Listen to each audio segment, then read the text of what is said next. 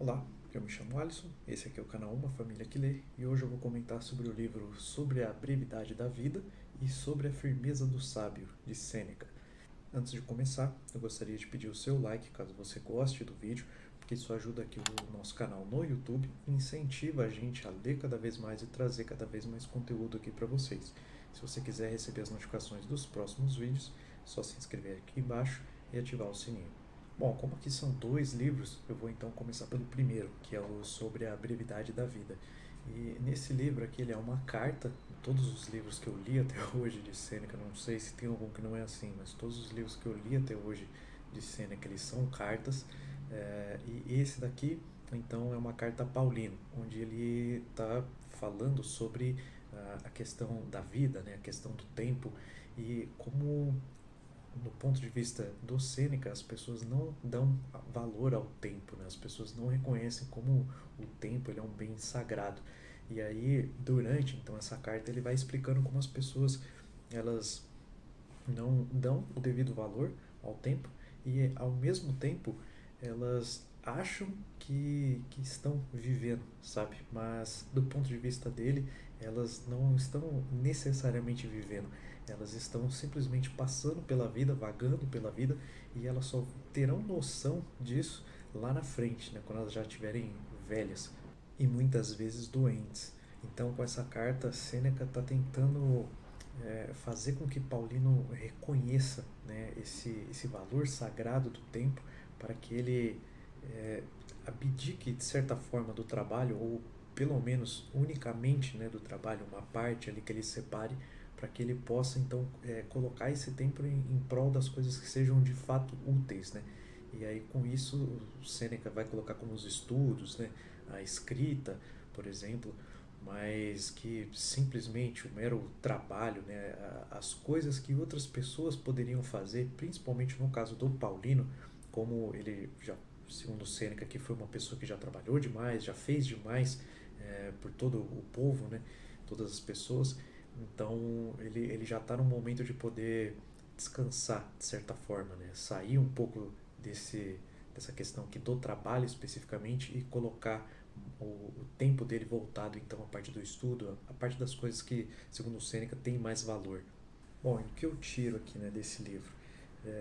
Do meu ponto de vista, eu reconheço que sim, muitas pessoas, né, gastam é, muito tempo com coisas inúteis e quando só para deixar bem claro, quando eu estou dizendo inúteis, eu não estou dizendo especificamente ao ócio, né? Aquelas coisas que, por exemplo, sei lá, assistir um filme ou parar e simplesmente ouvir uma música, jogar um videogame, alguma coisa assim, sair para andar, isso do meu ponto de vista não é inútil, né? Porque isso para mim está ligado ao ócio e o ócio, até tem um outro livro do Sêneca que é o Sobre o Ócio, que eu já li, tem que trazer um vídeo aqui pro canal, mas o que eu comento aqui sobre coisas inúteis são aquelas coisas que de fato não levam a nada, como inveja, sabe? Esse tipo de coisa, você gastar um tempo, despender toda uma energia com essas coisas que de fato não acrescentam a nada, nem para você, nem para outra pessoa, nem para as pessoas que estão ao redor, né? Então, sim, e tem muita gente que gasta muito tempo com inveja, fofoca e etc. Então, isso eu acho que fica um alerta, sabe? A vida ela é de fato muito curta, sabe? A gente não tem noção, né? Quando a gente para ter noção de que o tempo de fato está passando, a gente nota como que ele já está passando a grandes passos, sabe? Então, eu acho que é uma coisa importante para a gente ficar atento. Uma outra coisa, e aí vem um contraponto meu, né? Uma ressalva. O Sêneca, a vida dele, ele não teve uma vida nada muito ruim, pelo menos no início da vida dele, né? Então ele teve uma vida bastante abastada ali e eu entendo que esse livro aqui, pelo menos, está sendo escrito do ponto de vista dele, né? Essa carta, então, está sendo dita do ponto de vista dele, de alguém que naquele momento ali não tinha é, muitas dificuldades financeiras, né, digamos assim. Então, você falar para uma pessoa, para ela, como a vida é muito importante, como o tempo é muito importante, ela deveria dedicar então mais tempo às coisas que de fato importam, como a busca, né, pelo conhecimento, a busca pelas coisas, pela perfeição, pelas ideias, etc. beleza, é muito bonito e tal, só que, pelo menos na nossa realidade, né, a nossa realidade é um pouco diferente, né? A gente tem responsabilidades, todo mundo tem os seus boletos, né, para pagar. Então, eu entendo que ele estava dizendo isso do ponto de vista dele. Mas mesmo assim, claro que não trazendo 100% para a nossa realidade, mas trazendo a ideia, sabe? O conceito, eu acho que é muito, muito relevante, sim, tem muito a acrescentar. E eu separei algumas partes aqui do livro para comentar. A primeira é sobre as pessoas que, em tese, viveram bastante, né? Ele diz assim: então, não há motivo para pensares que alguém viveu longamente só por causa dos cabelos brancos ou das rugas. Ele não viveu longo tempo, mas existiu longo tempo.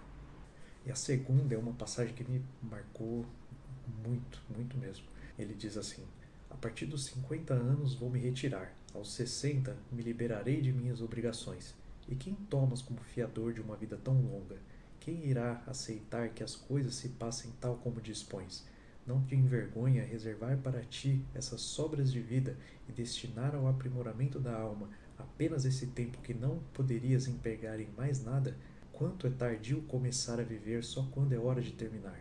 Que estúpido esquecimento da condição mortal adiar para os 50 e os 60 anos as decisões sensatas, e então querer começar a vida num ponto até o qual poucos chegaram.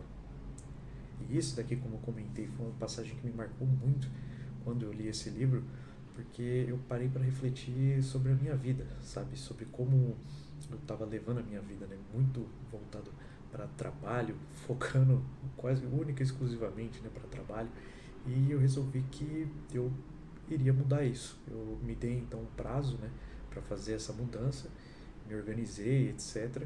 E o que eu comecei a fazer é que eu consegui, trabalhando remoto, né, trabalhando de casa, então eu consegui viajar, conhecer aí diversos lugares do Brasil, seguindo trabalhando, mas me expondo mais, sabe, conhecendo mais coisas, me expondo a mais coisas, me permitindo conhecer mais coisas, sabe, ter essa experiência, né, porque eu sabia que isso seria no mínimo uma experiência única, sabe? Eu iria conhecer diversos lugares, eu iria ter então todo esse conhecimento sobre esses diversos lugares e eu tinha certeza de alguma forma que a minha visão de mundo iria mudar.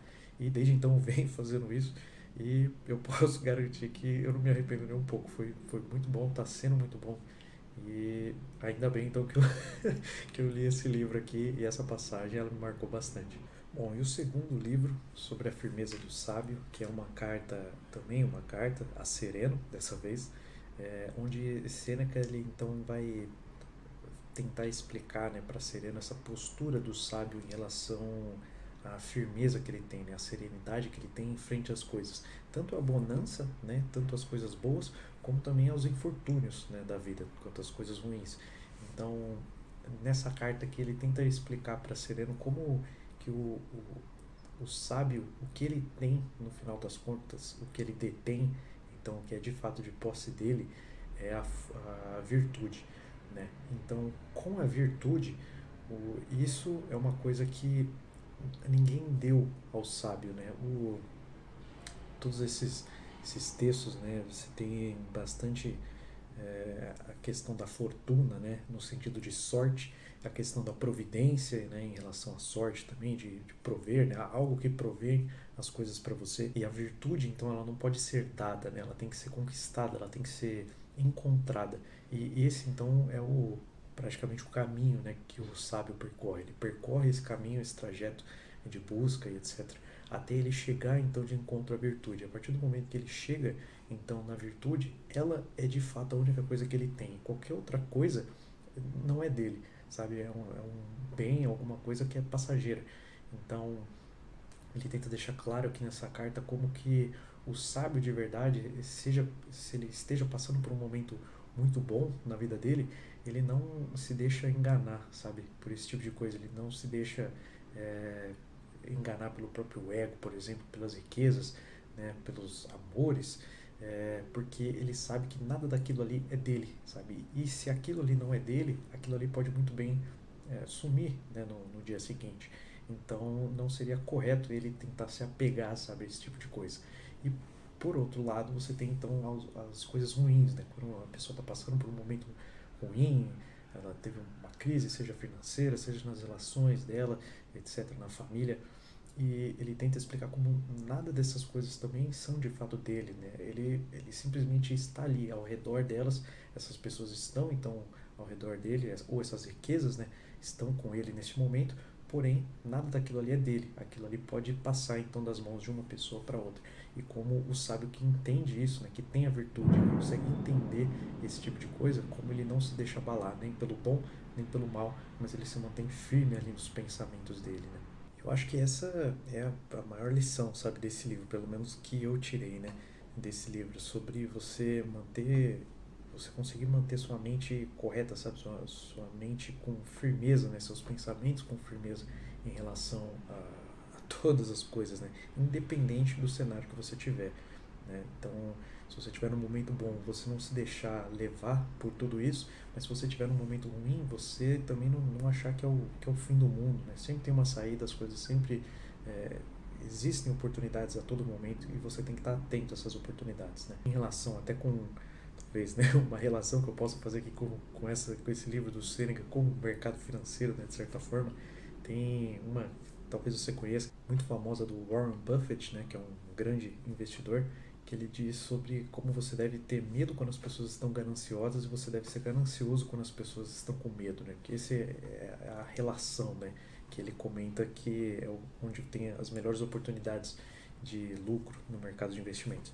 Mas o que eu quero dizer é sobre como você manter os seus pensamentos firmes, né? Mesmo num momento como esse. Então, trazendo de novo essa relação aqui no mercado de economia, né, de investimento, quando os valores estão lá em cima e está todo mundo ganancioso, né? Pensando que, nossa, agora vai subir ainda mais, vai duplicar, vai multiplicar 10 vezes. Esse é o momento, então, que todo mundo está com a ganância, né, nos olhos, que talvez seja a hora de você ser um pouco mais receoso. E, em compensação, quando está todo mundo achando que esse é o final o fim da picada, né, digamos assim, que não tem mais para não, vai continuar caindo, etc. A crise vai piorar muito mais. Esse momento aqui que está todo mundo com muito medo, às vezes é um bom momento de você entrar, né? Porque esse você estaria então pegando tudo por um valor muito abaixo do que aquilo que ele de fato vale, né? Então eu acho que essa é uma relação aqui que eu posso fazer com essa parte. Bom, eu recomendo demais, demais o livro, como eu falei, me marcou bastante, né? Mudou bastante ali ó, algumas coisas, né, algumas áreas da minha vida. Eu acho que é um livro um tanto diferente, sabe, tanto pelo modelo, né, de ser por cartas, etc., e também pelo dialeto, né, por algumas expressões, mas principalmente por ser de um período ali quase no marco zero, né, do calendário cristão.